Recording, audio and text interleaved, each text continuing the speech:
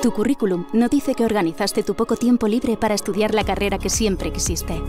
O que tras años sin estudiar, decidiste especializarte con un máster para crecer profesionalmente. No dice que cuando quieres algo, no hay quien te pare.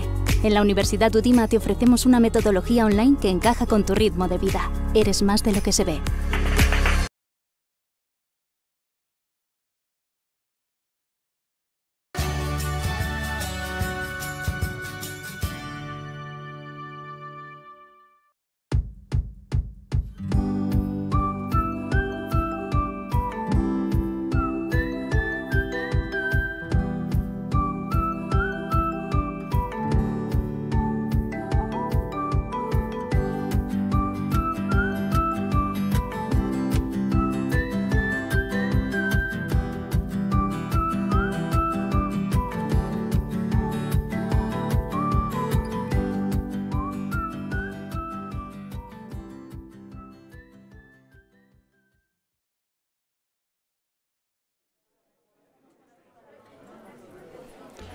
Nos sentamos, por favor. Tenemos prisa.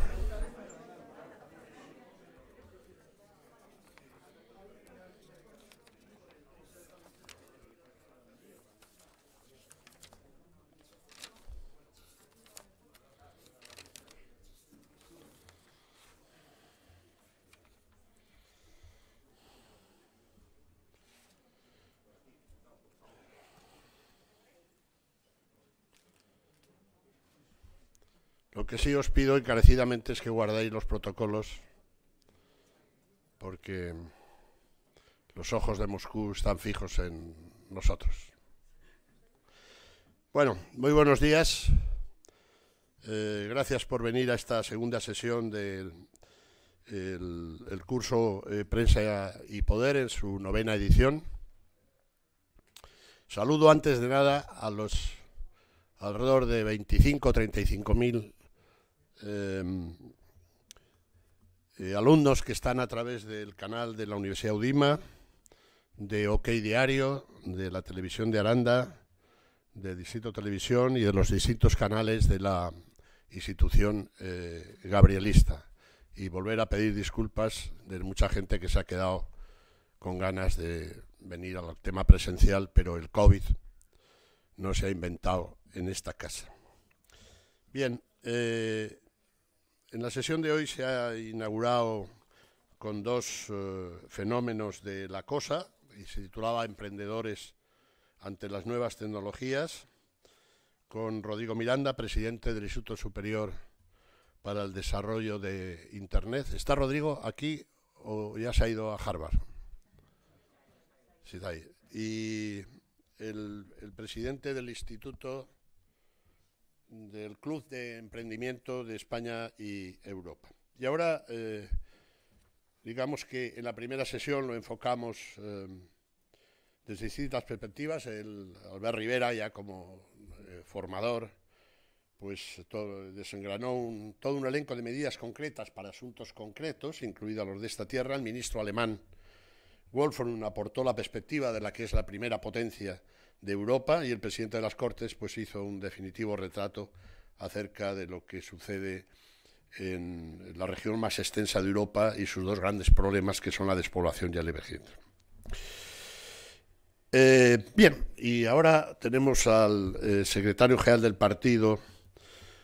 Desde, yo creo que de una manera objetiva se puede decir, de la única formación que se puede sustanciar y formalizar una alternativa real de gobierno y de poder, y por eso es interesante que exponga sus ideas. Teodoro García Egea es Teo, entre sus mesnadas. Es doctor ingeniero de telecomunicaciones y de Cieza, Murcia. Creo que como aquel gran defensa izquierda del Real Madrid y del equipo nacional de fútbol, José Antonio Camacho.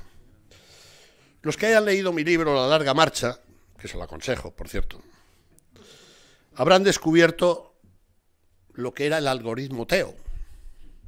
Cuando Pablo Casado tuvo dudas de si seguir en política o no, después del que había sido presidente durante muchos años del Partido Popular y 7 años del Gobierno de España, pues tiraron su cabeza por una ventana del Congreso de los Diputados, tenía muchas dudas de seguir o no, y de hecho había formalizado un acuerdo con una gran multinacional india, industrial, con sede en París.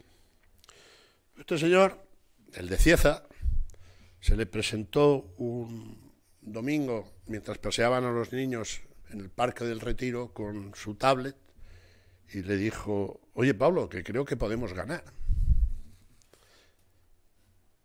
Y ganó. Y lo que había sido un cambio abrupto de la historia de España con la llegada al poder del, digamos, gobierno Frankenstein, o del señor Sánchez, pues también fue un cambio, no tan abrupto, pero es la llegada de una nueva generación al centro derecha en España, que todavía no ha tenido posibilidad en el gobierno de la nación, sí, aquí o en otros lugares y tal. Y Teo tiene fama también de ser no solo secretario general, sino general secretario, que es una de las condiciones que debe acompañar a un jefe del aparato en una gran formación política como es el Partido Popular.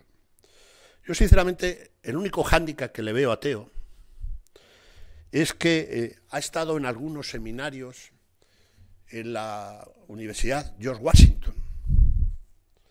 ¿Y por qué es un hándicap? Porque ahí también fue Iván Redondo. Y ahí me quedo. De modo, secretario general, que ha venido usted a un predio donde nadie es más que nadie, y en una tierra legendarias de capitanes, de reyes y también de obispos. Y sabemos que después de esos hielos que caen aquí tremendos y que azotan a las viñas, siempre sale el sol. Y siempre en octubre, más o menos, se recoge la uva para hacer el mejor vino del mundo. Gracias por venir. Aquí no va a encontrar dinero, pero sí alforjas llenas de trabajo, labor omnia vincit, de trabajo, digo, de ilusión y de talento. Bienvenido y tiene usted la palabra.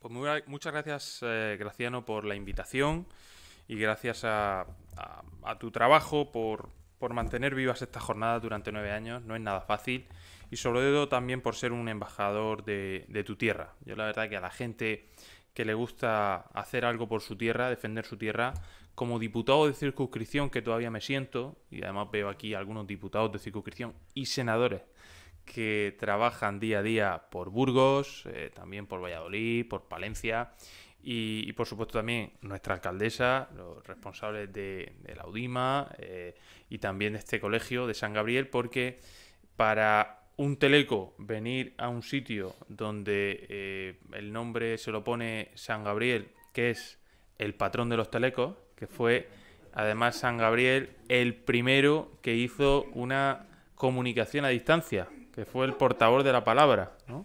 Por tanto, para un teleco como yo, pues es un placer estar hoy aquí en un lugar como este. Muchas gracias.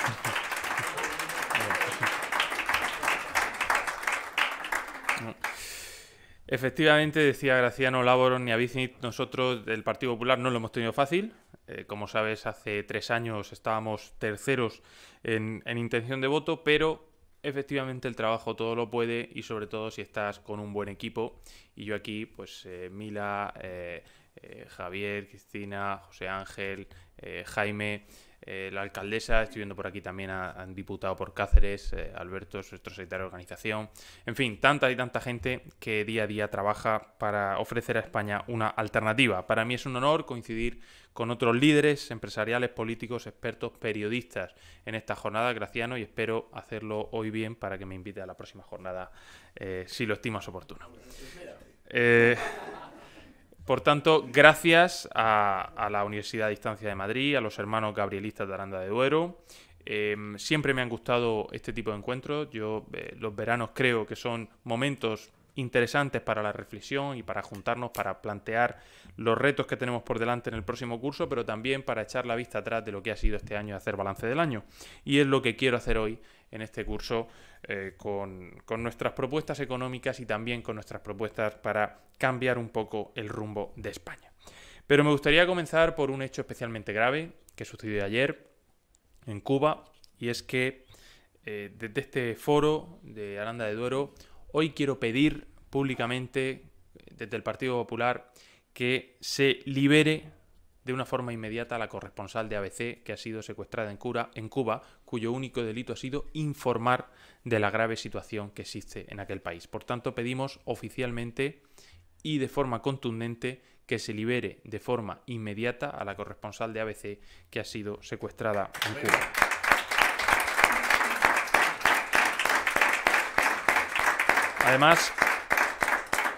Además, pedimos también a Pedro Sánchez y a sus ministros, a sus recientemente nombrados ministros, que de forma inmediata condene la represión del régimen cubano.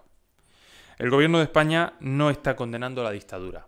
Ese comunicado que sacó el gobierno de España hace unas horas no condena expresamente la dictadura cubana y, por tanto, en este momento Sánchez debe tomar el mando de su gobierno y no dejar que los ministros de Podemos ejecuten la política internacional. Por eso, el silencio de Sánchez está indultando hoy a las dictaduras de Cuba y Venezuela y está ejerciendo la diplomacia de los impunes. Por tanto, le pedimos al gobierno que es cierto que hemos visto cómo Sánchez no gobierna sobre la mitad de su gobierno, pero que aunque el ministro de Exteriores sea del Partido Socialista, es evidente que la política exterior la marca Podemos. Por tanto, le pedimos transparencia, le pedimos claridad y le pedimos contundencia cuando haya que defender los derechos de las personas, en concreto la libertad de expresión. Y por eso le pedimos de forma inmediata que condene al régimen cubano y pida la liberación de una compatriota como la periodista ABC. Quiero también proseguir con mi reconocimiento al organizador, a Graciano Palomo, que está dirigiendo este curso con la agudeza y la claridad que le ha caracterizado en años anteriores.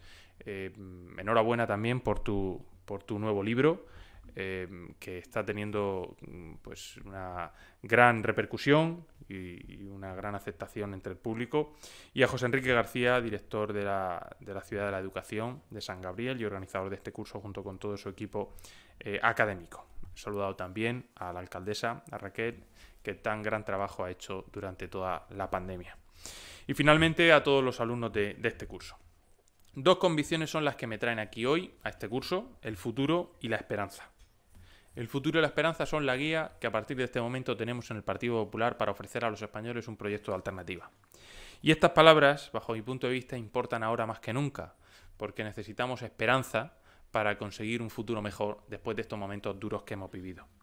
Estas palabras, como digo, importan más que nunca porque los últimos meses han sido especialmente intensos para nosotros por varias razones. La primera es que vivimos un tiempo político en el que nuestros valores democráticos, nuestra institucionalidad, las libertades de todos los españoles están siendo atacadas por parte del gobierno que se dice de concordia, pero que solo parece encontrarse cómodo en la división y en el enfrentamiento.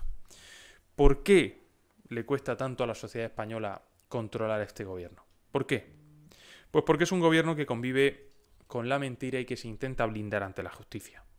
Entenderán ustedes la dificultad de llegar a acuerdos cuando no existe algo básico, fundamental, como es la confianza. Sin confianza no se puede abrir una empresa, sin confianza no se puede emprender un negocio, sin confianza no se puede invertir y sin confianza no se pueden llegar a acuerdos. Y en este momento no existe confianza en el gobierno. No existe confianza de los ciudadanos en que el gobierno pueda ser capaz de salir adelante. Por tanto, es muy difícil inducir a este gobierno a que adopte las medidas que más necesitan todos los españoles. No existe confianza. Ha sido destruida por parte de este gobierno. Y la segunda razón que hoy a España le une un sentimiento en contra de lo que Pedro Sánchez está haciendo con el gobierno. Los españoles claman por un cambio de tiempo político. Lo estamos viendo como la valoración de los ministros y del propio Sánchez se desploma. Y el Partido Popular está trabajando para conseguir reilusionar a esa gran mayoría de españoles que quieren un cambio político en España. Ya vemos los resultados. En este momento, más allá de las cifras, las encuestas dibujan un panorama en la que en las próximas elecciones vamos a tener que elegir entre dos opciones, entre Pedro Sánchez y Pablo Casado. Esa será la gran decisión que haya que tomar cuando Pedro Sánchez decida apretar el botón de convocatoria electoral. Este último cambio de gobierno por parte de Pedro Sánchez ha demostrado que él mismo sabe que se le acaba el tiempo.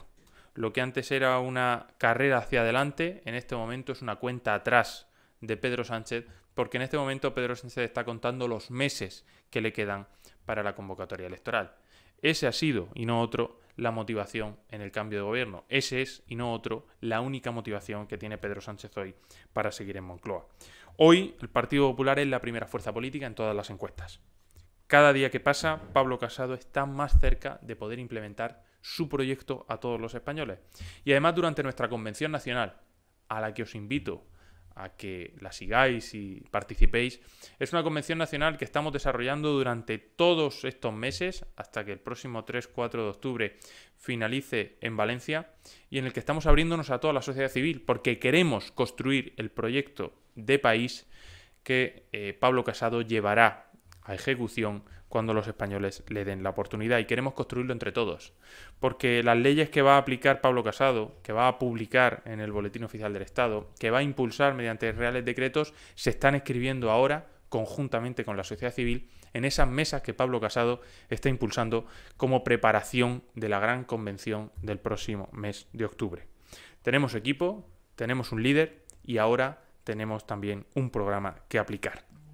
Por tanto, el cambio, la concordia ya no funciona en el gobierno de España ni con sus ministros. Yo creo que hemos visto en los últimos tiempos que no se ponen de acuerdo ni en qué comer. Ya es difícil ponerse de acuerdo para pedir todos el café de la misma forma, pero ya es que no se ponen de acuerdo ni en qué comer, ni en cómo. Por tanto, más allá de cualquier tipo de broma, yo quiero defender aquí que cada uno coma lo que considere oportuno, y quiero defender a los ganaderos y a los agricultores aquí en esta tierra, especialmente en Castilla y León, que es un motor de progreso y de futuro. Y por tanto, no me gusta que el gobierno de España ataque a una de las principales industrias de nuestro país y de una comunidad autónoma tan bonita y tan rica como Castilla y León. No me gusta ver a un ministro atacando el consumo de carne cuando España, si algo se la conoce, es por sus excelentes productos agrícolas y ganaderos. Además, estamos aquí en Castilla y León, que es tierra de sabor. Por tanto, me gustaría que el señor Garzón y el señor Sánchez vinieran aquí antes de hablar. Necesitamos un nuevo proyecto, un mejor liderazgo, un plan alternativo. Para responder, aquí estamos. Aquí está el Partido Popular, aquí está Pablo Casado. Pero es que existe una tercera razón, además de la esperanza y el futuro, por la que todo esto es necesario e imprescindible, que es el crecimiento económico. Nos ha tocado, lo hemos dicho muchas veces, el peor gobierno en el peor momento.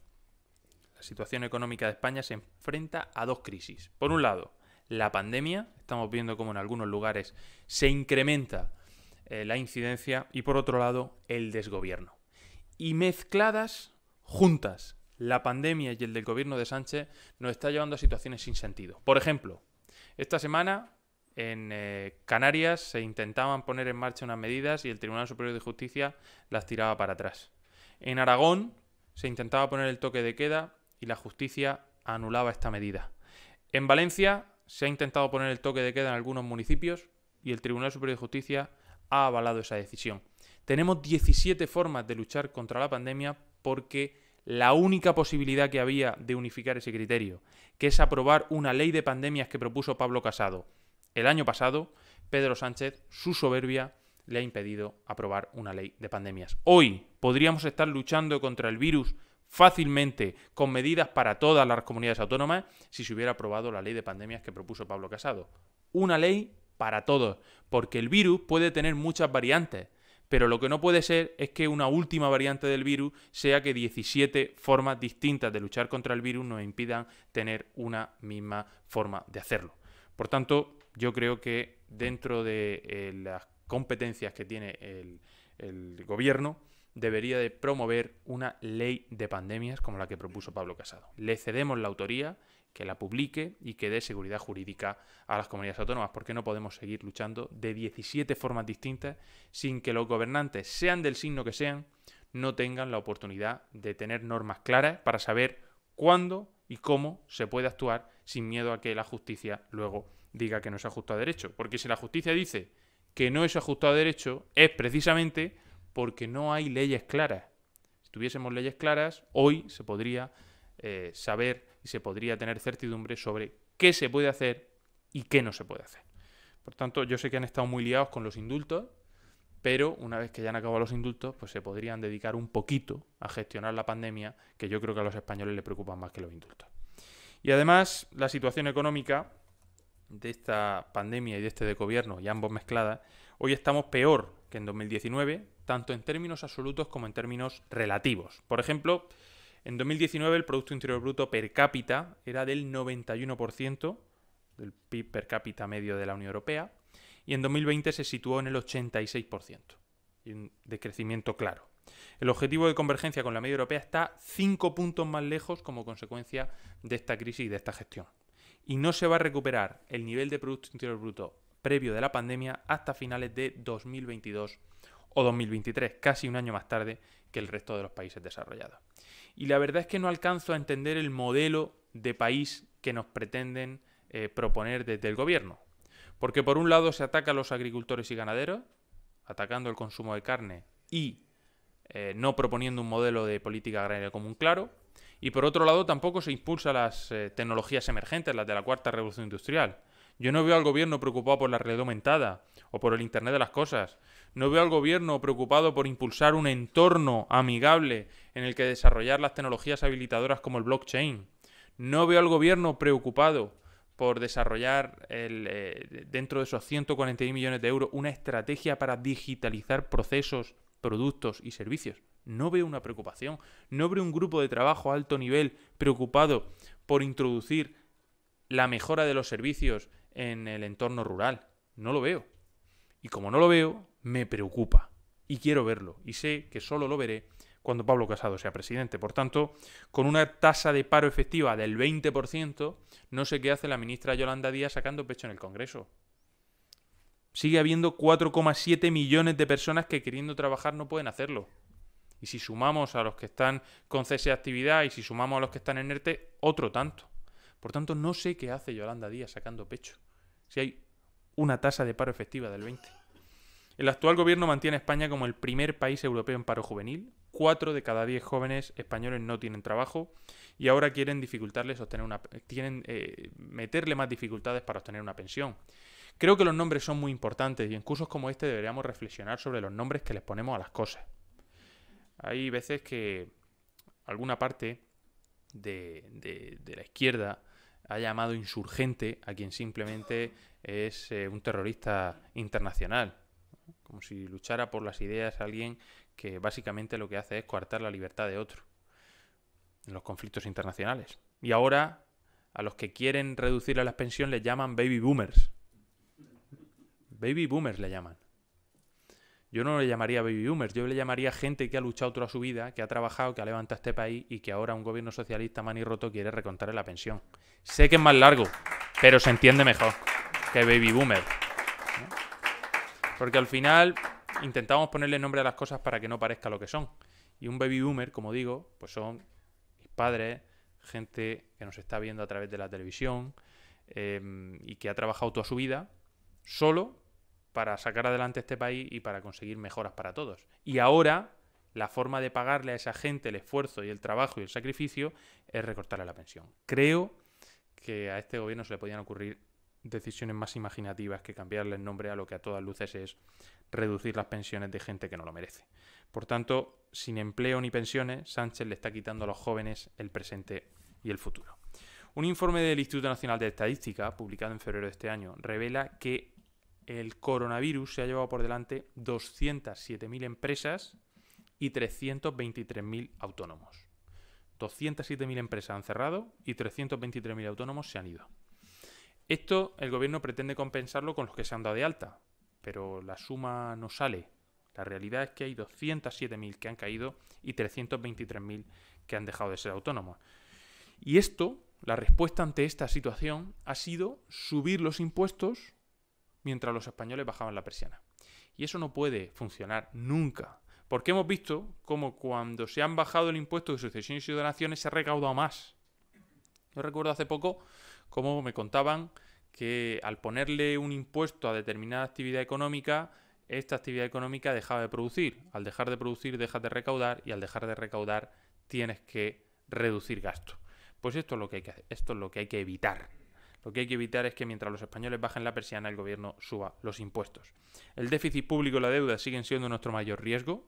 La deuda española supera el 125% del PIB y está creciendo diariamente en 217 millones de euros. Yo creo que no existe conciencia entre los españoles de que esto esté ocurriendo. No existe conciencia. Esto funciona, la rueda de Pedro Sánchez funciona, 23 ministros, primera crisis de gobierno, ni un solo ministro de reducción. Y por tanto, lo que estamos viendo es que desde que Pedro Sánchez es presidente, la deuda por persona ha aumentado en 4.889 euros. Cada uno de nosotros, desde que Pedro Sánchez es presidente, nos han ocurrido muchas cosas. Pero una de ellas ha sido que debemos 4.889 euros más cada uno. Por tanto, a lo que debáis de hipoteca, de préstamos personales, etcétera, también 4.889 euros más gracias a Sánchez. Traslada a cada uno de nosotros el costo de su incompetencia. Seguro que si nos preguntaran, ¿está usted a favor de que se reduzca el gobierno a cambio de que se reduzca su deuda? Seguro que todos estaríamos de acuerdo. Pero este debate evidentemente no interesa. Pero bueno, al final recaudan y el Estado tiene que ser una palanca de cambio. Pero ¿está siendo una palanca de cambio? Como sabéis, desde el Partido Popular, desde la sede de Génova, hemos desarrollado un sistema para monitorizar cada euro de los fondos europeos que se gasta el gobierno de Sánchez. Me consta que en el Ministerio están preocupados por esta herramienta, me consta que en el Ministerio están analizando, ahora más todavía, después del control al que vamos a someter a los fondos europeos, cada euro. Pero lo que tenemos hasta este momento es que en la mitad del año solo han ejecutado el 0,1% del fondo de recuperación. Muchas presentaciones, muchos artificios, muchas reuniones, mucho reunir a sectores, pero la realidad es que solo han ejecutado el 0,1% del fondo de recuperación, del plan de recuperación de Europa. Por tanto, ¿qué se puede esperar de esto? Si en el peor momento el gobierno no está orientado en que el dinero llegue a las pymes y a las empresas, ¿cuándo lo va a estar? El gobierno de Sánchez ya es un lugar común en Europa. La mala costumbre del gasto superfluo, la falta de transparencia, las deficiencias en los planes de asignación de fondos europeos, la falta de control y de garantías preocupan mucho a la Comisión Europea. De hecho, en los últimos viajes de Pablo Casado a la Comisión Europea, en sus entrevistas con Ursula von der Leyen, con comisarios europeos como el de Justicia, pues es tema de conversación recurrente la preocupación que existe en Europa por parte de las instituciones europeas con respecto a España. Por eso los fondos europeos son una oportunidad que conlleva una responsabilidad y una obligación enorme. Por eso el presidente Casado ha propuesto una autoridad independiente, para que estos fondos sean ejecutados a través de una autoridad independiente, lejos de intenciones partidistas. Porque lo digital no puede ser dirigido, porque los fondos tienen que dedicarse a lo digital. No puede ser que esto sea una excusa para adjudicar o para utilizar los fondos en beneficio propio, como está intentando el gobierno de España. Por eso queremos una autoridad independiente, como por otra parte ya se está haciendo en el resto de Europa. Esto ya se está haciendo en Italia, esto ya se está haciendo en Francia, y esto se lo hemos propuesto al gobierno de España en privado y en público, porque creemos que esto puede ser bueno para la sociedad española, pero creemos también que puede facilitar la labor al gobierno de España. Nos toca revertir lo que la pandemia le ha hecho a la economía y lo que Sánchez le ha hecho a España, y una buena noticia es que hay alternativa. Las propuestas económicas desde el centro de derecha que recoge el Partido Popular y la agenda del cambio de Pablo Casado recoge 5 ejes fundamentales. Pero antes de esto, me gustaría decir, como ha anunciado nuestra portavoz hace unos minutos, que el Partido Popular va a pedir la comparecencia de todos los ministros nombrados en el Congreso de los Diputados y de sus equipos y del presidente del Gobierno para que den explicaciones sobre los planes que tienen para España de cara al próximo curso político y para que expliquen las líneas maestras de su departamento. Creo que no podemos perder ni un minuto más. El Parlamento tiene que abrirse este mes y necesitamos escuchar de boca de los ministros cuál es su plan para España. Necesitamos saber las líneas maestras de cada uno y necesitamos saber qué tienen entre manos para que España pueda recuperarse del duro golpe que ha recibido tras la pandemia. Estos 5 ejes esenciales empiezan por la reducción de impuestos. Una rebaja del impuesto de sociedades que quede por debajo del 20% y del IRPF a las familias para dinamizar la recuperación. Hemos eliminado el impuesto de sucesiones en muchas comunidades autónomas, aquí por ejemplo, en Castilla y León, y yo creo que la gente sigue desarrollando su vida, sigue viviendo, se siguen abriendo negocios y además la gente ya no se va a otros lugares a heredar, sino que se queda aquí en su tierra, en Castilla y León, consecuencia del compromiso. Por tanto, marca de la casa, marca de Pablo Casado, cumplimos lo que prometemos. Además, debemos evitar poner barreras al desarrollo, debemos ofrecer seguridad jurídica a todos. La recuperación económica no se va a lograr contratando cada vez más asesores, sino impulsando a gente que emprenda. Por eso creemos que potenciar la flexibilidad laboral es clave para resolver ese problema estructural de paro. Creemos que la burocracia no puede ser un lastre para el tejido productivo y debemos mantener los avances de esa reforma laboral del 2012 e impulsar la ampliación de la tarifa plana para autónomos, la ley de segunda oportunidad, la regulación del teletrabajo y el apoyo a la conciliación con la universalización de la educación de 0 a 3 años. Y yo pregunto una cosa. Si tan mala es la reforma laboral, ¿por qué el Gobierno de España se está sirviendo de ella, por ejemplo, en la aplicación de los ERTEs que han salvado a tantas y tantas personas? Si tan en contra están de la reforma laboral, ¿por qué todavía no la han derogado? ¿No será que era un compromiso que ellos saben que es de imposible cumplimiento porque la reforma laboral de 2012 permitió salvar miles de empresas, miles de puestos de trabajo y que en este momento no saben cómo regular? Yo le pido al Gobierno que, si finalmente, como parece ser, no va a derogar la reforma laboral, que salga públicamente, agradezca el trabajo hecho por el Partido Popular y sigan trabajando y dejen de desviar la atención. Por eso a todo esto hay que añadirle la racionalización y digitalización de la administración. De nada sirve que exista una transformación digital en lo privado si luego tenemos que presentar el mismo documento 17 veces en una administración cada vez que vamos a solicitar un trámite, ¿no? Por tanto, la digitalización y la racionalización tiene que venir a la par en el sector privado y en el sector público. Y además creemos en una España que reúne todos los talentos necesarios para construir el futuro, pero es necesario gestionarlo de la mejor manera posible. Y por último, la España no puede esperar, la España del futuro no puede esperar a 2050. Yo creo, Graciano, que hay que hacerlo un poco antes, porque en 2050 está muy lejos, deberíamos de hacerlo antes, ¿no? Y España ha llegado tarde a todas las revoluciones industriales hasta hoy, a todas. A la primera, a la segunda, a la tercera, hemos llegado siempre tarde. Ahora España puede no ser líder en fabricación de determinados dispositivos, pero sí podemos ser líderes en la cuarta revolución industrial porque tenemos empresas tractoras capaces de crear un ecosistema a su alrededor de pequeñas y medianas empresas altamente especializadas. Eso sí podemos hacerlo. Y además se puede hacer aquí en Aranda, si hace falta. Se puede hacer en el entorno rural, porque la conectividad y la infraestructura que tiene España no la tienen otros países. Y como tenemos la infraestructura y la conectividad necesaria, sí que podemos liderar esta cuarta revolución industrial. Y para eso necesitamos un gobierno que crea de verdad en la revolución industrial. Pero lamentablemente hoy la industria y la tecnología no se sientan en la mesa en el Consejo de Ministros en un lugar donde se puedan tomar las decisiones. Hoy la industria y la tecnología está relegada por este gobierno de España. Y por eso, para conseguir todo esto, estamos avanzando a nivel legislativo y quiero anunciarles hoy que el Grupo Parlamentario Popular presentó la semana pasada una propuesta para la recuperación de nuestro tejido productivo y empresarial. Queremos poner de relieve el impacto que la pandemia ha tenido en nuestro tejido productivo y evidenciar que se agravó por la respuesta tardía del gobierno de Pedro Sánchez, por su falta de precisión, por su tozudez al paralizar la economía.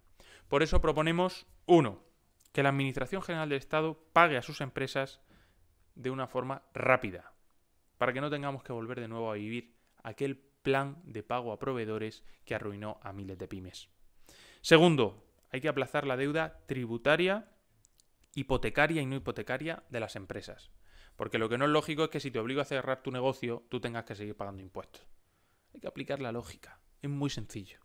Y 3, tomar medidas como incentivos fiscales, reducción de trabas administrativas y de cortes de transacción para facilitar la creación de empresas.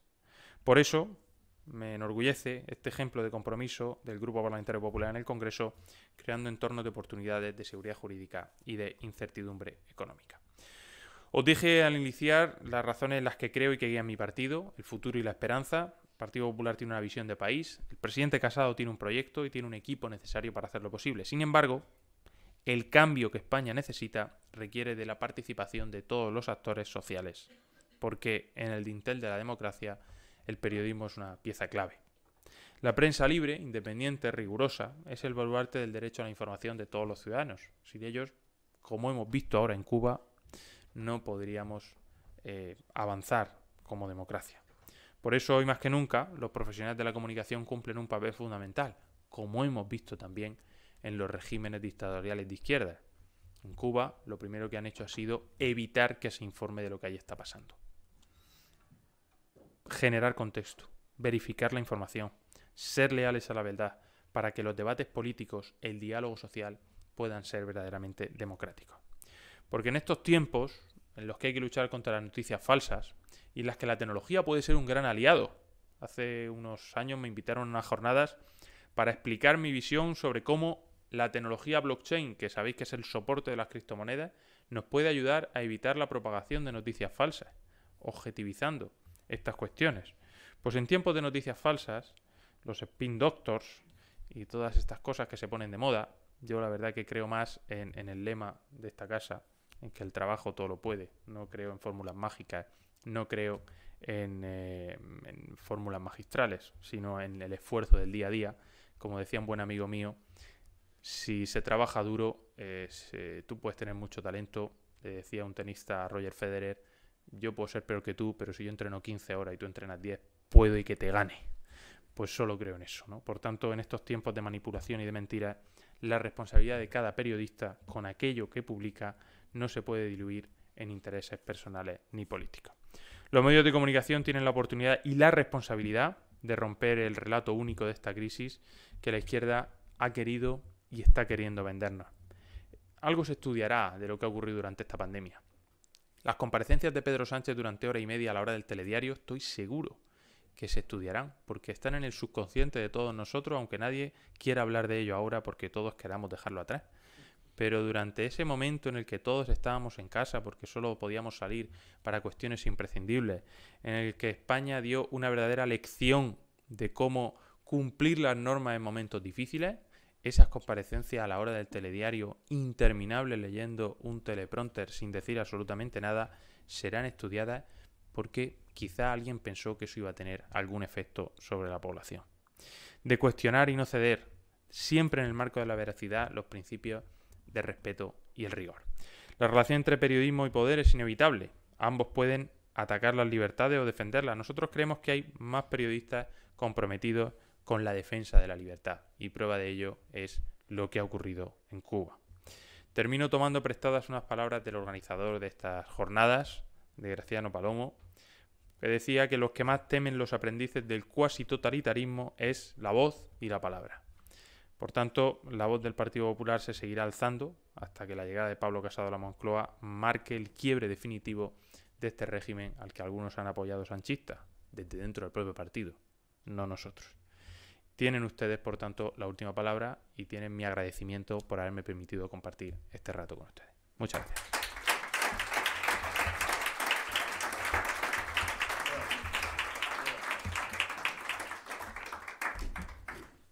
Muchísimas gracias. Muchísimas gracias, secretario general. Recordar que hace exactamente 12 meses esa misma tribuna lo ocupó su jefe, Pablo Casado, que venía ligero de equipaje y no en unas circunstancias objetivas las mejor posible, pero hizo un alegato sobre la libertad de expresión y tuvo exactamente 2.756.000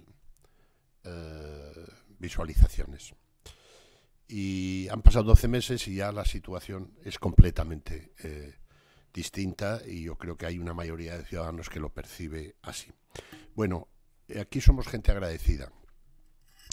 Y estoy viendo ahí en la primera fila a Pablo Cano, que ha sido absolutamente clave en que el secretario general esté hoy aquí. Así que, Pablo, con ese aspecto kennediano y de Massachusetts que tienes, te agradezco mucho y pido un aplauso para él. Muy bien, muy bien.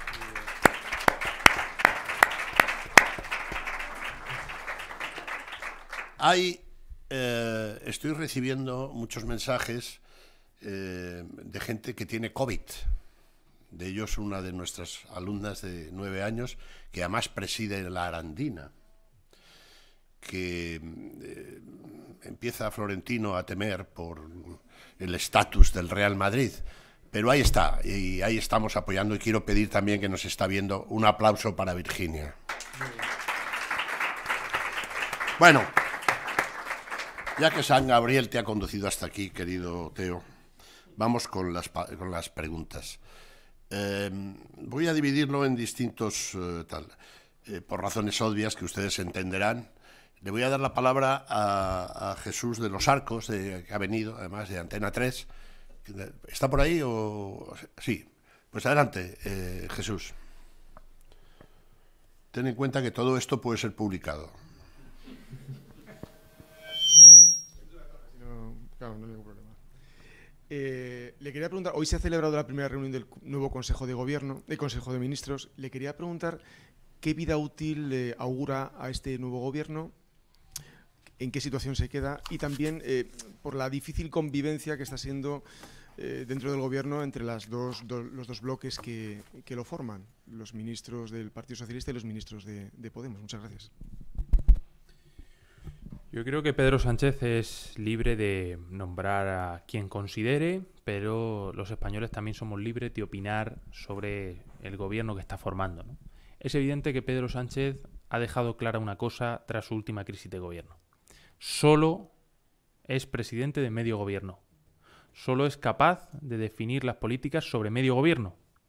Y eso es una cuestión que parece normal cuando se trata de un gobierno de coalición, pero que en otros lugares no ocurre. Porque hay gobiernos de coalición, y estoy pensando, por ejemplo, en el Ayuntamiento de Madrid, donde los partidos que lo forman se han puesto de acuerdo para hacer políticas comunes, y donde se han puesto de acuerdo para bajar impuestos juntos, y donde el acuerdo inicial desarrolla unas políticas que han conseguido mejorar la vida de la gente, ¿no? Por tanto, en este punto, Pedro Sánchez ha dejado claro que es presidente solo de medio gobierno, y lo que no podemos permitirnos es que Pedro Sánchez en este momento sea presidente solo de medio país, porque las actuaciones que está haciendo y los desarrollos de leyes que está haciendo y el enfrentamiento que está produciendo parecen dar la sensación de que solo gobierna para la mitad del país. Yo quiero un presidente que gobierne al 100%, para todos, le hayan votado o no le hayan votado. Y la verdad es que hay lugares donde se analiza y se desprende bien el abandono del gobierno de Pedro Sánchez, ¿no?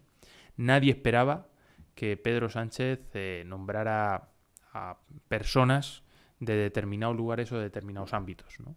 Todos los nombramientos han sido mirando hacia adentro y no hacia afuera. No hay profesionales de reconocido prestigio, no hay referencia en los sectores, no se ha reforzado la digitalización, no se ha reforzado la industria, no se ha reforzado el ámbito económico con personas que defiendan abiertamente la bajada de impuestos, y sigue esa incertidumbre sobre si va a derogar o no la reforma laboral, sigue esa incertidumbre sobre si van a aumentar los impuestos o si van a recortar las pensiones, y por tanto este cambio de gobierno, las grandes cuestiones que estaban encima de la mesa sobre si se desautoriza al señor Escrivá por el recorte que quiere producir de las pensiones o si las mentiras que han enviado a Bruselas sobre la derogación de la reforma laboral son ciertas, han quedado encima de la mesa. yo lo circunscribo a un cambio hacia adentro y no un cambio mirando las necesidades de los españoles. Bueno, Jesús, ¿te has solucionado el telediario? Me debe ser un lechazo. Quería cambiar de opinión.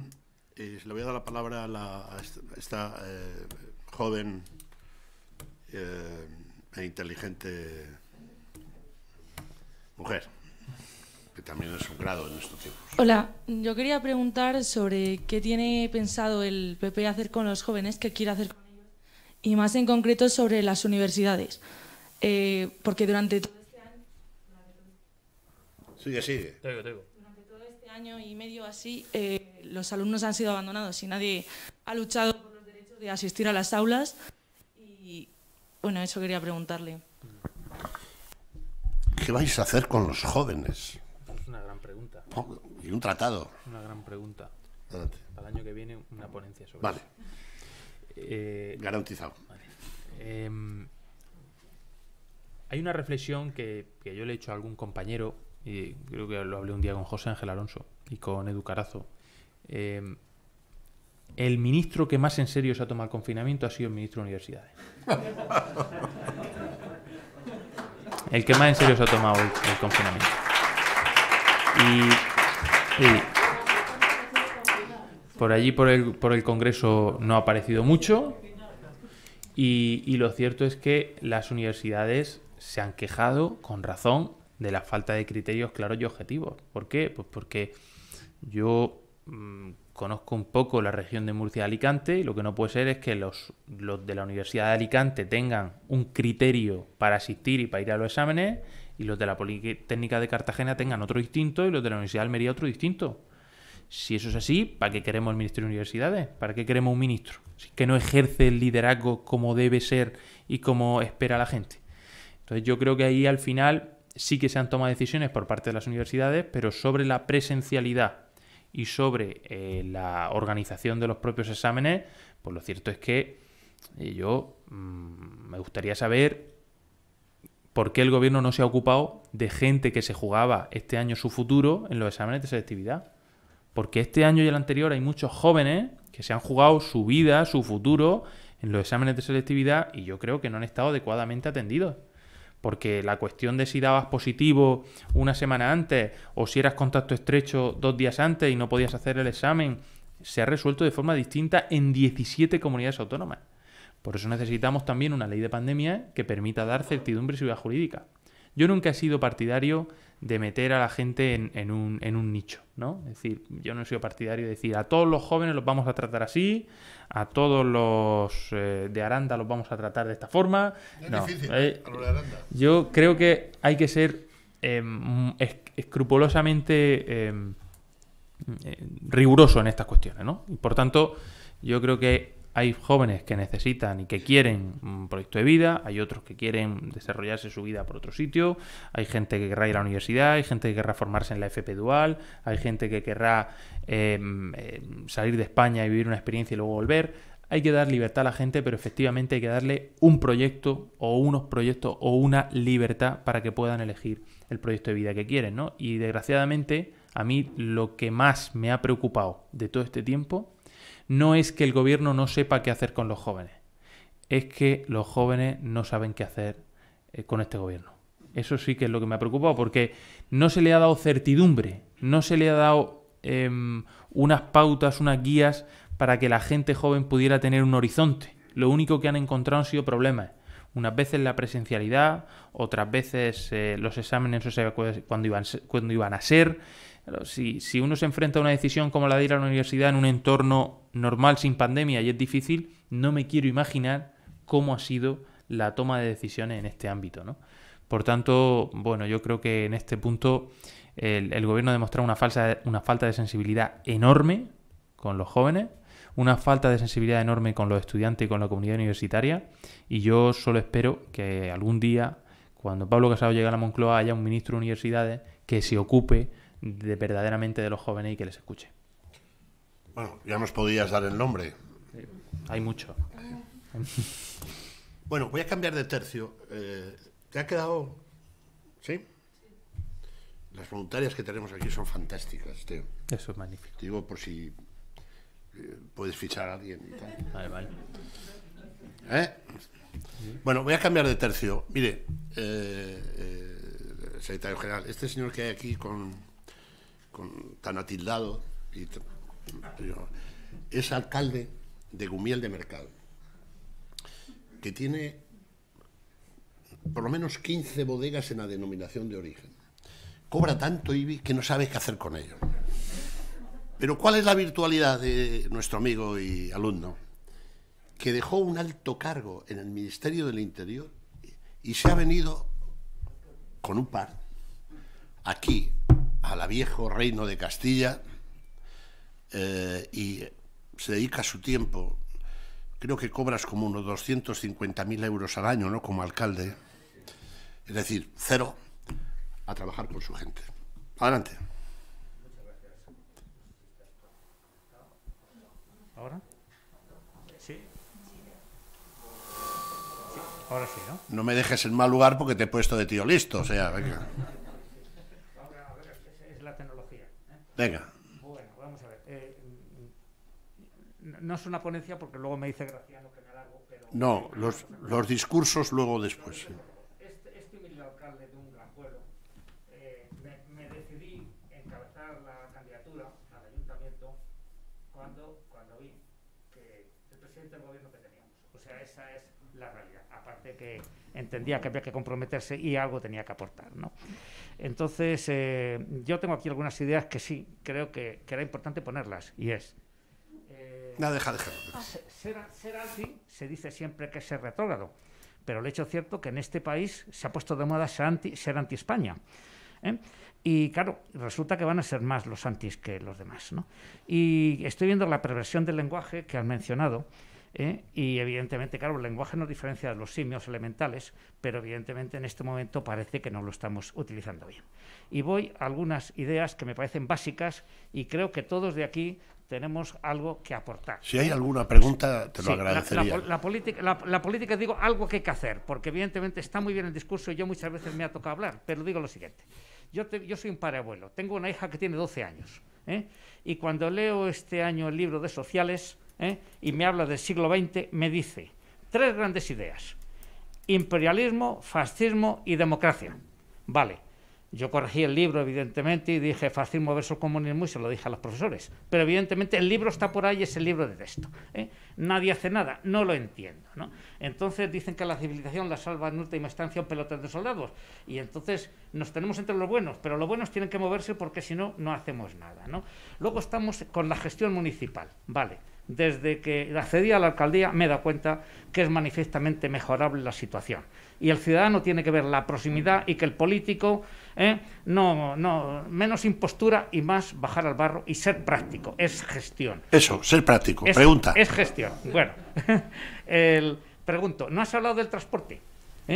Y en Castilla y León el transporte es importante, entre los pueblos y para ir a Madrid. Estamos hablando de Aranda a Madrid y creo que es muy importante y creo que es un tema fundamental para ver que los políticos se preocupan realmente de las necesidades de los ciudadanos. Y luego el tema de impuestos, pues evidentemente el tema fiscal condiciona muchísimo. Tema fiscal, otro. La riqueza y la situación de los pueblos. No voy a decir nada más. No, pues, ¿cómo tus plenos, alcalde, deben durar 14 o 15 horas? Gracias por la pregunta, porque sabes que te quiero. Secretario General. Bueno, en primer lugar, lo he dicho muchas veces, pero para mí lo más importante que se puede ser en política es el alcalde, lo más importante. Yo por eso, siempre que viene un alcalde, me pongo a la orden. Los alcaldes en Génova en este momento tienen una preponderancia absoluta y total. De hecho, pues dentro de nuestro equipo, bueno, José Ángel es alcalde, Alberto Casero es alcalde de Trujillo, Raquel es alcaldesa. Es decir, para mí los alcaldes son muy importantes y además yo creo que, y lo he dicho, a mí hay 2 cosas en la vida que me gustaría ser, que son alcalde y pregonero de la Semana Santa. Pregonero ya lo he sido y alcalde no creo que lo sea, pero oye, uno tiene ilusiones siempre. Y, en segundo lugar, alcalde, me han dicho que por ahí pasa un río, que es el río Gromejón, puede ser. Pues a ver si me invitas y paseo por allí, que me han dicho que tiene unos parajes espectaculares. Y en tercer lugar, decías que el mal triunfa. Al final el mal triunfa cuando los buenos no hacen nada, efectivamente. Y eso es lo que yo creo que nos mueve a todos a entrar en política para intentar evitar que de alguna forma condicionen nuestra vida. Con respecto al transporte y a la fiscalidad. Yo siempre he defendido que el tema de la España rural, yo me crié en mi infancia en un pueblo de 300 habitantes, en la Sierra del Segura, en concreto se llama Socobos el pueblo. Mis padres se fueron allí por trabajo y yo estuve allí en la primera etapa infantil de mi escolarización. Y al final, cuando hablamos de España rural o España urbana o España poblada o España despoblada, al final siempre surge la misma cuestión, ¿no? Las oportunidades las traen las infraestructuras. Si todos tuviéramos las mismas oportunidades y todos tuviéramos al menos la misma posibilidad de acceso a las infraestructuras, podríamos competir en igualdad de condiciones. Pero aquí, para traer industria a Castilla y León, a determinados pueblos y a determinadas zonas, necesitamos infraestructuras de transporte, terrestre, de acceso, de sanidad, de educación, porque si no es imposible fijar la población. Porque si no, al final habrá unas zonas donde tendrán cada vez más oportunidades y otras zonas que tendrán cada vez menos oportunidades, ¿no? Por tanto, yo sí echo de menos un plan que se cumpla con fechas concretas y con certidumbre para todos, independientemente del gobierno que esté, para permitir que las infraestructuras lleguen hasta el último rincón o lleguen a los sitios donde tienen que llegar, ¿no? Porque al final yo me solidarizo un poco con vosotros en el sentido de que, bueno, estáis cerca de esta España radial que es Madrid, pero bueno, imaginaros a alguien de Almería que no tiene ni AVE y que tiene un vuelo al día para venir a Madrid, que son 6 horas, o imaginaros, pues no sé, alguien también del extremo norte, de la zona de Coruña, ¿no?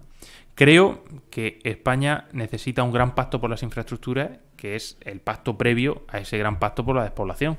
Porque podemos reunirnos 17 veces para hablar de despoblación, pero si no hay infraestructuras y si no hay servicios, es imposible que podáis luchar contra la despoblación. Es imposible. Y con respecto a la fiscalidad, pues yo creo que la mezcla entre fiscalidad y deslocalización en materia tecnológica puede hacer que la España despoblada o la España rural tenga una oportunidad. Porque cada vez más hay gente que está viendo esto como una oportunidad. El teletrabajo ha venido para quedarse, yo creo. Cada vez más hay mucha gente que teletrabaja y que ha encontrado un desarrollo profesional en esta fórmula de trabajo. Bueno, yo aquí estoy viendo, por ejemplo, a Felipe de Basa, que es un defensor de la tecnología y de sus distintas formas de aplicación, y yo creo que eso hay una oportunidad. Ahora, necesitamos infraestructura. Es clave. Joven. A ver si funciona eso, por favor. Sí, se oye. Tenemos mucho hidrógeno verde, pero luego no funcionan los micrófonos. Buenos días. Bueno, tenemos una pregunta de las redes de un joven de Aranda en Alemania. ¿Qué medidas para la empleabilidad de los jóvenes van a implementar cuando lleguen al poder? Entonces es una pregunta muy interesante. Y además llevo hablando de ella a lo largo y ancho de España en cada charla que me han invitado como profesor de Teleco o como político. Ese señor, ese joven que está en Alemania, y me gustaría preguntarle en qué empresa está contratado, porque a buen seguro la gente cuando escuchamos que se va de España a Alemania o a Reino Unido no van a ser contratados por los gobiernos de Alemania o de Reino Unido. Por Siemens. Van a ser contratados por empresas especializadas que han nacido y crecido en ese territorio. Es decir, se han dado las condiciones necesarias para nacer, crecer y desarrollarse y consolidarse como empresas en sectores punteros, ¿no? ¿Qué está haciendo España para que aquí, en nuestro país, nazcan, crezcan y se localicen empresas punteras? Pues ya lo estamos viendo. Navantia está olvidada. Indra ahora se ha puesto en manos de un militante del Partido Socialista. O parece ser que la van a poner en manos de un militante del Partido Socialista. Una empresa, Indra, que tiene parte de capital público y que es referencia en materias como la ciberseguridad, el Internet de las cosas, las ciudades inteligentes, entre otras muchas cosas como los sistemas de defensa. Es decir, todo lo que puede generar empleo especializado, todo lo que puede generar polos de crecimiento, este gobierno lo ha abandonado. Si nosotros consiguiéramos que las empresas tractoras de este país tiraran de un ecosistema de pequeñas y medianas empresas altamente innovador y se generara un caldo de cultivo en el que las grandes empresas tiren del ecosistema y consigamos en ese unión entre la pequeña y mediana empresa y la empresa tractora, un efecto multiplicador de creación de empresas y de consolidación de empresas en el territorio, sería mucho más fácil que esas personas no tuvieran que irse de Aranda y pudieran irse como mucho a Burgos capital o como mucho a Valladolid. Porque aquí, en Castilla y León, tenemos empresas internacionales, multinacionales, que han apostado por el territorio. Un ejemplo de ello es Renault, que ha apostado con la creación de nuevos modelos con sus fábricas en las diferentes capitales. Glaxo. Por ejemplo, Pascual, al mismo entrar aquí muy cerca de aquí, ¿no?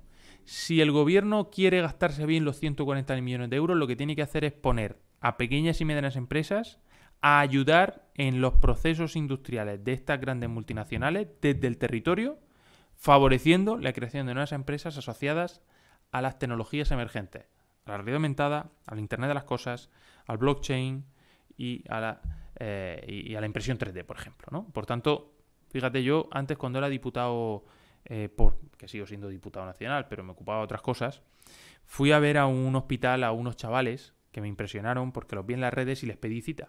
Y fui a verles porque habían creado un sistema mediante el cual los médicos, antes de operar, sacaban una radiografía en 3D, la reconstruían y el médico tenía pues el tumor, el órgano, el hueso que tenía que operar antes de abrir al paciente.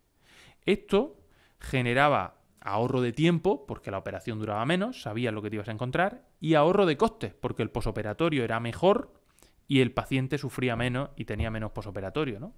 Esto yo lo comparaba un poco con lo que ocurría con las radiografías. Hace tiempo no habían radiografías y a alguien se le ocurrió, oye, vamos a aprovechar este nuevo invento.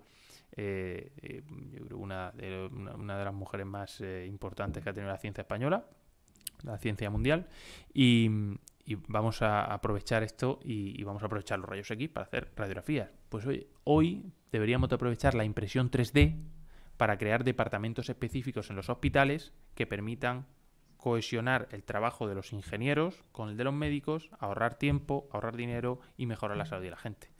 Pero el gobierno no está en esto. Y al final, cuando uno no está en esto, pues lo lógico es que suspenda. Cuando tú estás todo el curso sin estudiar, sin dedicarte y sin preocuparte, pues lo lógico es que la última semana suspenda. Y yo, sintiéndolo mucho, creo que España va a suspender en esta asignatura si no se pone las pilas, y solo espero que los ciudadanos también le den un suspenso a este señor cuando toque. Muy bien. Quique, ¿cómo va el proceso de fichaje para el máster de emprendimiento al secretario general? Porque, a ver, adelante. Muy bien. Muchas gracias, Teo, por venir hasta San Gabriel y, en fin, felicitarte. Y eres el tercero en nuestro máster de emprendimiento que va a dirigir Graciano Palomo. A ti te pagaremos el triple que a él. Bien, bueno, empezamos ahora a sufrir los efectos de la LOMLOE y tenemos la esperanza de que tenga corta vida, ¿no? ¿Qué hoja de ruta marcáis para cuando gestionéis la educación en materia educativa? Es decir, ¿cómo vais a enfrentar las consecuencias de la LOMLOE? Hoy publica nuestro Boletín Oficial de Castilla y León las nuevas ofertas de formación profesional 100% públicas en Castilla y León, de lo cual nos alegramos. 37 ciclos formativos nuevos en la red pública. Bueno, ¿qué peso va a tener también la FP concertada en vuestro programa? Y también la escuela rural concertada. Nosotros dirigimos nuestra institución, una escuela pequeñita aquí en Roa de Duero, una escuelita de 100 alumnos, una escuela de la élite. El 60% del alumnado son minorías, esta élite de la que habla la gente de Podemos, ¿no? Minorías, gitanos, migrantes, y estamos muy orgullosos porque es nuestra élite, ¿no? Esa escuela concertada rural, ¿qué papel va a tener cuando gestionéis dentro de bien poco la educación? También para nota, ¿eh? Bueno, me gustaría hacer una reflexión primero, y es que creo que Sánchez no ha entendido el mensaje. Es decir, la que se tenía que ir era la ley CELA, no la ministra CELA. Y es que creo que a lo mejor no lo hemos transmitido bien. Posiblemente. Y al final se ha quedado la ley CELA y se ha ido la ministra CELA. Si es que da igual, si el problema era la ley, ¿no? Entonces ahí yo creo que hay que seguir insistiendo porque este presidente no ha entendido muy bien de qué se trata esto. Yo creo que la parte educativa es el pilar fundamental sobre la que se construye una sociedad. Yo la semana pasada en unos cursos de verano en el Escorial hacía una reflexión sobre algo que me dijo hace muchos años Manuel Pizarro, que fue que un país puede sobrevivir sin muchas cosas, pero hay una fundamental que es la justicia. Si la gente no tiene sentido de que la justicia funciona, pues un país no puede funcionar.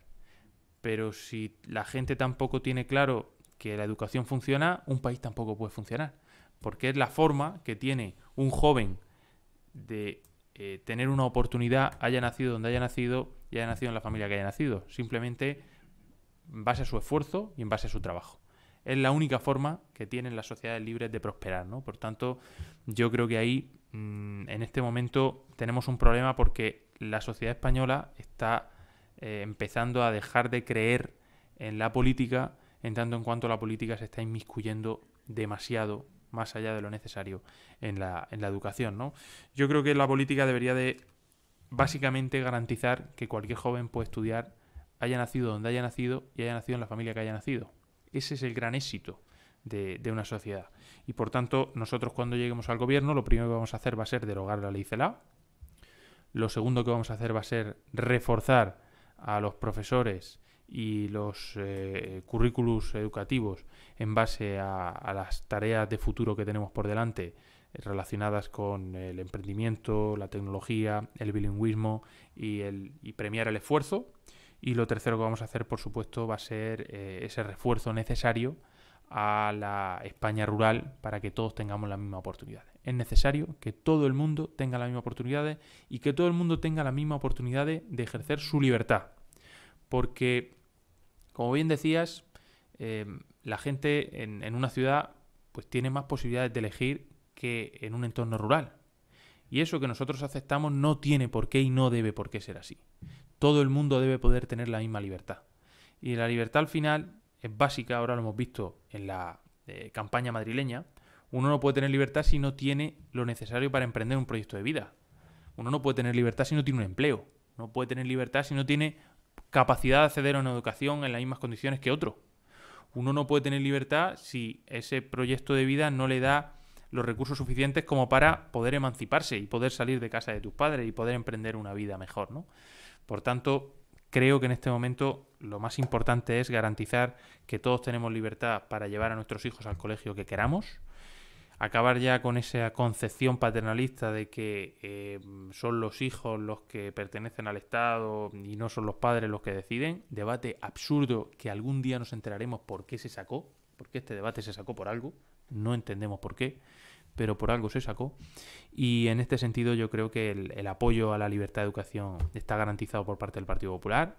En este momento, con las transferencias hechas en materia educativa, nuestras comunidades autónomas han adelantado la inscripción para que la ley CELA no se aplique y se pueda seguir eligiendo curso.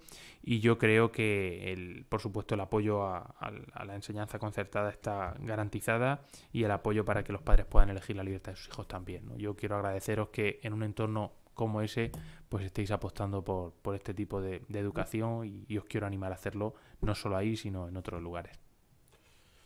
Bueno, te voy a dar la palabra, tranquilo, pero llevamos hora y media. Supongo que el secretario general tiene también cosas que hacer, agradecido. Le voy a dar la palabra y le he pedido que sea conciso y luego también me ha pedido la alcaldesa de Aranda que, como comprenderá, quiero que cierre y tal. Así que adelante, venga. Allí, aquel señor escaso de pelo.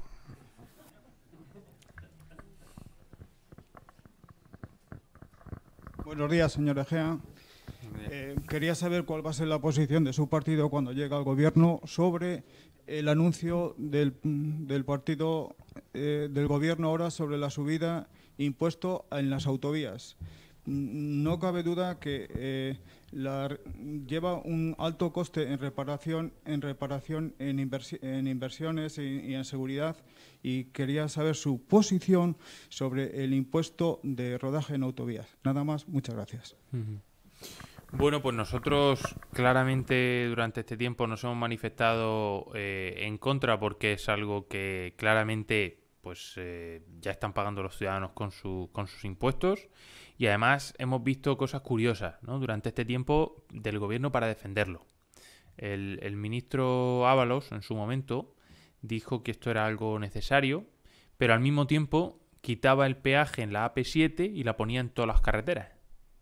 Eso es algo sorprendente. Es decir, en la AP7 quitaba el peaje y al mismo tiempo lo ponía en todas las carreteras. Entonces, no sé qué parte de esto es la que el gobierno pretende vendernos, ¿no? Si es una exigencia, como dicen, de Europa, si esto tiene repercusiones más allá.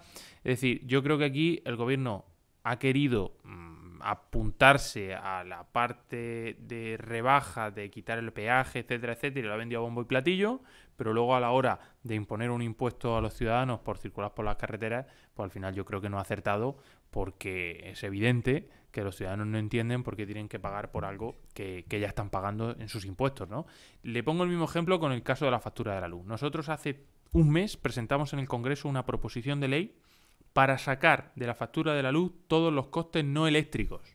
Y lo que no tiene sentido es que cada vez que nosotros encendemos una luz o conectamos un dispositivo electrónico o cargamos un coche eléctrico, nosotros estemos pagando una parte de ese kilovatio hora, el precio, una parte de ese precio lo tiene que ver con el coste de la energía, lo que vale generar la energía, y una gran mayoría sean impuestos, ayudas y costes que no tienen nada que ver con la producción de energía, ¿no? Es como si, pues no sé, cuando vas a comprar algún producto te venden lo que vale el producto y además un montón de otros costes que no tienen nada que ver con el producto, ¿no? Por eso nosotros le pedíamos al gobierno claridad, es decir, los costes eléctricos en la factura eléctrica y el resto de costes fuera de la factura eléctrica, que también se paguen. Esto además genera un efecto de competitividad, porque si tú abaratas la factura eléctrica y sacas los costes no eléctricos de la factura, lo que hacen las empresas automáticamente en Europa es ver a España dentro de la tabla, de la media de costes eléctricos en materia europea. Y eso te permite ser más competitivo y te permite atraer muchas más empresas, porque en este momento tenemos la electricidad más cara de toda Europa. Por tanto, es un modelo de país. Y en el caso de las carreteras, yo lo que le pido al gobierno es un modelo.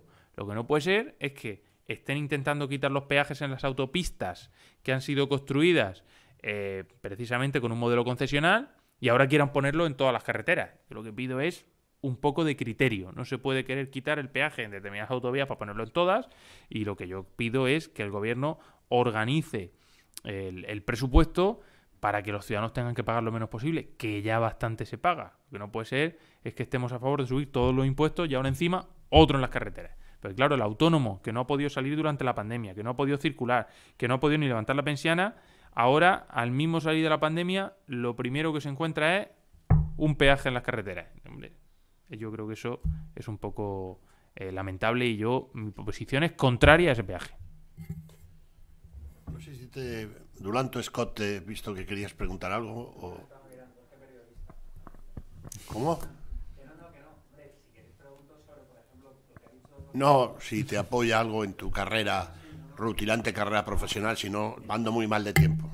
Es muy importante lo que ha hecho los fondos. Son 150.000 con el RIAC y el otro, y la administración, o ahora es con los de Alastria, o reformas la administración, o es que no tienen capacidad. Es que de 2014 a 2020 solo hemos aprovechado el 40% de los fondos. Es que es muy importante lo que ha hecho, porque la gente no se da cuenta. Es que de los 150.000 no vamos a poder absorber ni la mitad. No se reforma tecnológicamente. Sí, y al final también ten en cuenta que no...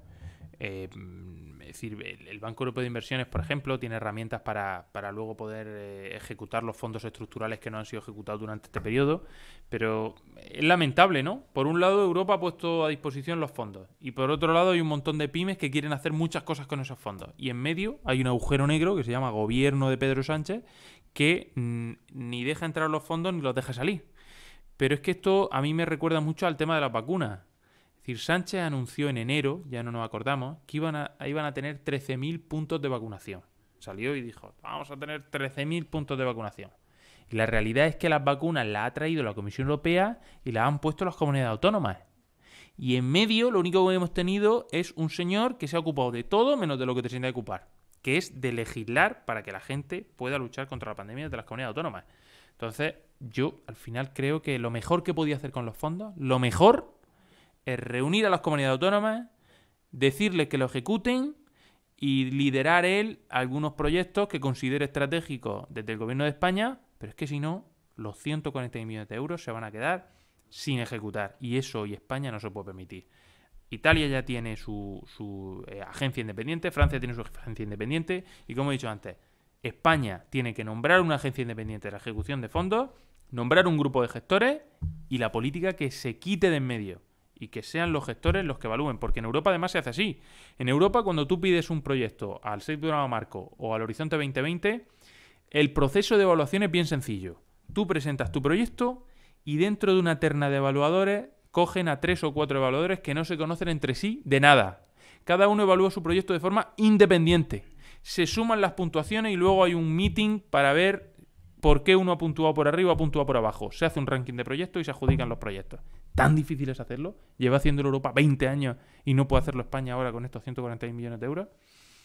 Es incomprensible. Andrés, ya tienes el titular. Bueno, llevamos casi 2 horas. Va a terminar las preguntas Raquel, que es la alcaldesa de Aranda, como todos ustedes. Que es la que manda. Que es la que manda.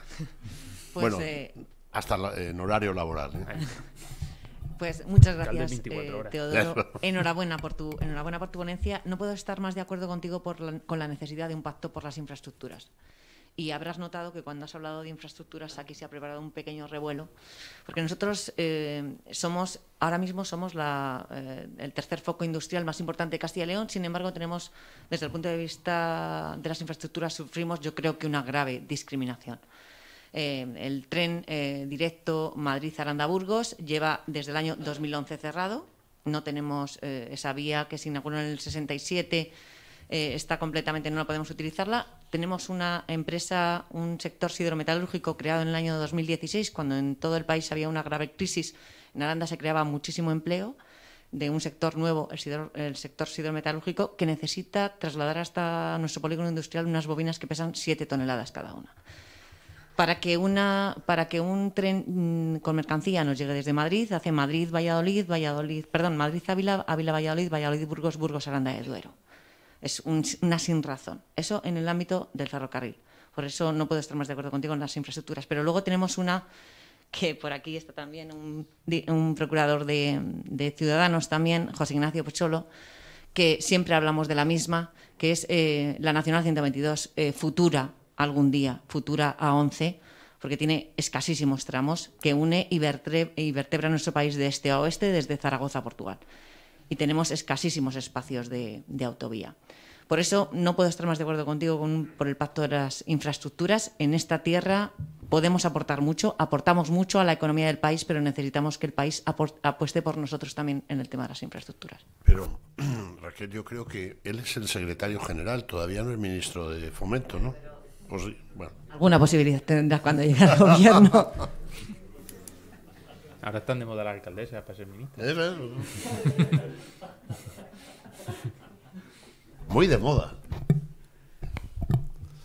Adelante. Si quieres hacer... Yo cuando habla el alcalde me callo. Bueno, muchísimas gracias, Teodoro, por tu presencia aquí. Lástima que no puedas probar el lechazo. Se le puede mandar a alguno, ¿no? Por ahí. Tenemos uno de los mejores caldos de la denominación de origen aquí, la primera escuela de enología del mundo, tras la asociación con los chinos.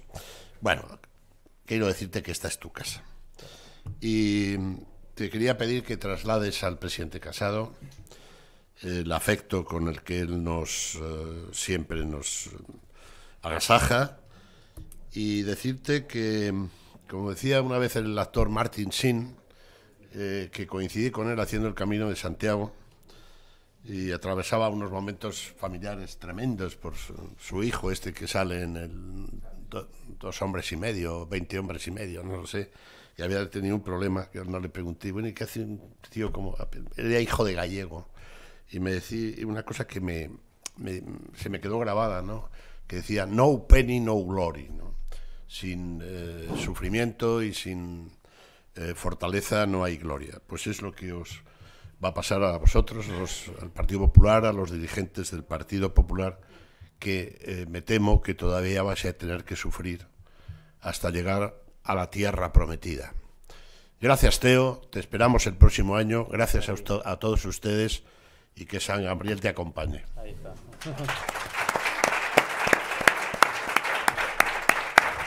Muy bien. Nada, a ti siempre. Espero un fenómeno. ¿Te da tiempo a tomar un vino?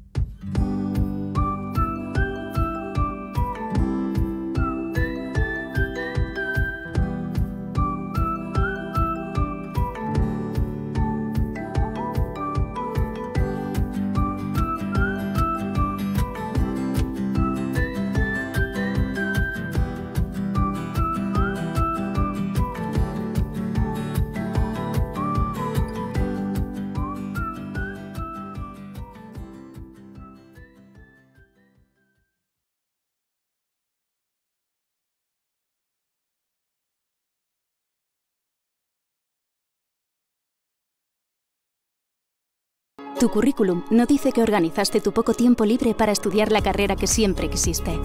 O que tras años sin estudiar, decidiste especializarte con un máster para crecer profesionalmente. No dice que cuando quieres algo, no hay quien te pare. En la Universidad Udima te ofrecemos una metodología online que encaja con tu ritmo de vida. Eres más de lo que se ve. Eres más de lo que se ve.